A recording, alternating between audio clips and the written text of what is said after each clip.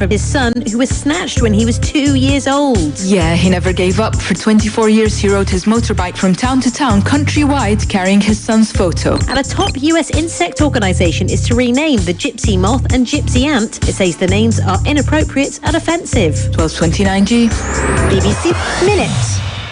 Quick, charge at 240. Hot news, cool vibes, sports, and more on the Integrity Station.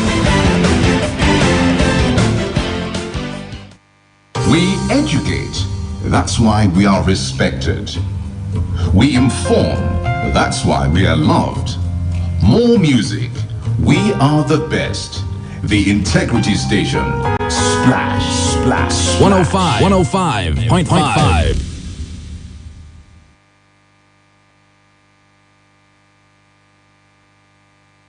Hey, it's Amino. Hey,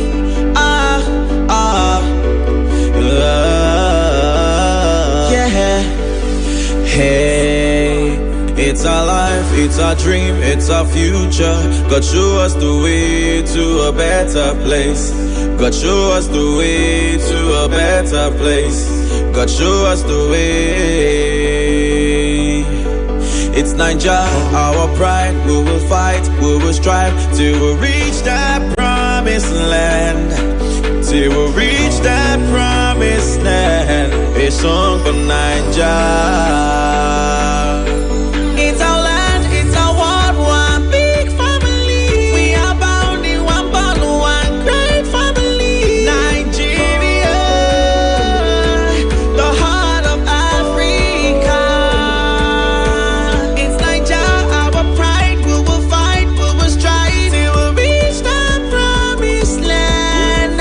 Till we reach that promised land. The song for Nigeria. Hey, united and stronger, stay put and defend her. We love our Nigeria. Unconditional love we have. Strike like a thunder, blessings like a rain, and forever we reign. Every part of the world we stand. Family untouchable, outstanding, we beautiful, defending our fatherland. We are one. It's our life, it's our dream, it's our future. God show us the way to a better place. God show us the way to a better place. God show us the way. It's Nigeria, our pride. We will fight, we will strive till we reach that promised land. Till we reach that promised land. The song for Nigeria. It's our land, it's our world, one big family. We are bound in one bond, one great family. Nigeria, the heart of Africa. It's Nigeria, our pride. We will fight, we will strive till we reach that promised land. Till we reach that promised land. The song for Nigeria. Oh, everybody from east and west, come together from north to south. We all should live life as one. We are black and all beautiful. Beyond all of your no bounds, nobody can hold us down. Go shaking with the whole ground. We rising and triumphing. I feel the breeze blowing. I see the trees waving, and everybody dancing. Put your hands in the sky and say, hey, Nigeria. Splash FM 105.5.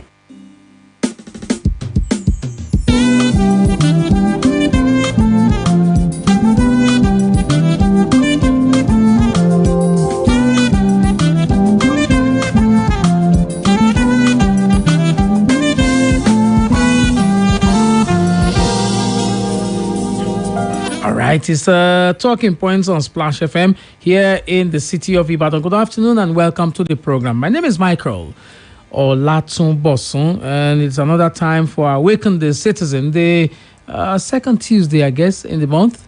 And this is time to give the citizens a punch or a pinch, if you like. for us to have an understanding of what's going on around us, have sufficient, sense of ownership for the purpose of bettering the lot of the country. Let's do the business. Today, the 13th of July, 2021. Olusegun Elemo is here with me. Good afternoon and welcome. Yeah, thank you for having me. Happy to be here again. Okay, so we've got quite a number of things to talk about, but the key matter has to do with the recent revelation about the debt servicing obligations of the Federal Republic of Nigeria. And before I just go there, I thought I should ask your opinion about two items before we go to the main matter. Number one, the Senate is said to have rejected Loretta Onoche's nomination. So this one in the Vanguard says, breaking. Senate bows to pressure, rejects Loretta Onoche's nomination as INEC commissioner. All right, so the Senate on Tuesday bowed to pressure from civil society organizations, the People's Democratic Party, and other Nigerians, and refused to confirm the special assistant on new media to President Muhammadu Buhari, Loretta Onoche from Delta, as a commissioner of the Independent National Electoral Commission, INEC. The refusal was based on federal character principle and to adhere strictly to the act, just as the Senate said that she is from Delta State, the state that has May Agbamuche, who is the chairman, Legal Services, INEC. The resolution of the Senate was sequel to the consideration of the Senator Kabiru Gaya, APC Kano State-led Senate Committee on the Independent National Electoral Commission, INEC. So, Loretta Onoche, eventually, so the Senate bows to pressure. Yes. Well, we really could not say they bow to pressure. Ordinarily, it would have been more ethical and morally upright to have bowed to pressure. In fact, it would have been morally upright for the president to have even withdrawn the nomination of Loretta before, appearing at the committee screening. Going by the general feel of the country that her nomination be withdrawn or rejected by the Senate. So ordinarily, it would have been morally upright for the president to have withdrawn that that nomination in the first instance, but in the second instance, it would have even been more ethical for the Senate to have rejected that nomination on the ground of party affiliation. But unfortunately, but she said she quit partisan politics. There were more evidence to prove that she's partisan than to defend that she's not. But is there anything wrong with being partisan? Absolutely, it is wrong to be on the board of the umpire. That sits, to decide electoral victories. I don't think it's ethical to have a partisan person. If you were partisan in 2019 and this is 2021, so you said you're no more partisan. No, there were other revelations ahead, even after 2019 that showed that she was still in active politics. All right, it's still talking points on Splash FM. There's something to really be worried about, or should we not be worried? COVID-19 Delta variant kills 2 in Oyo State, begins contact tracing of index. And this is the Oyo Insight, really, that I'm reading from. As contact tracing of the index case that we had in Oyo State, of the dreaded Delta variant of COVID-19 continues in Oyo State.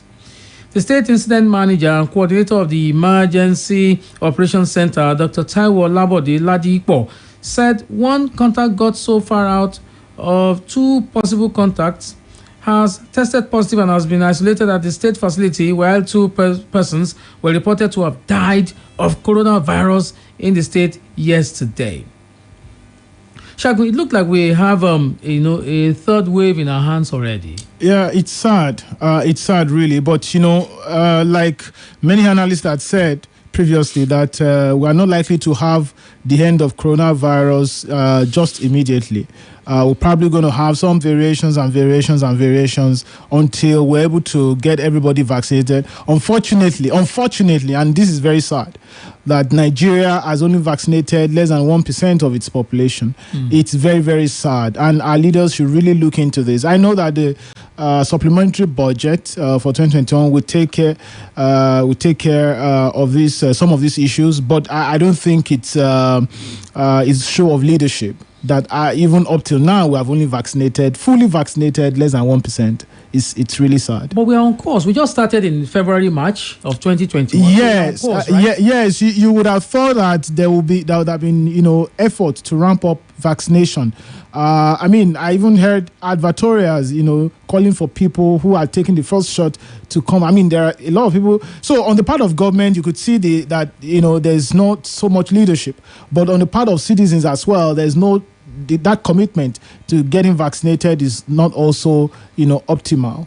And I think both on the part of government and on the part of citizens, we're willing to show, commitment towards fighting this virus. All right, okay. Still talking points on Splash FM here in the city of Ibadan. A report emerged over the weekend that debt servicing obligations sculpted 97% of the Nigerian government's total revenue in 2020. Budget revealed that of the 3.42 trillion naira generated as revenue, Nigeria expended 3.34 trillion naira on debt servicing.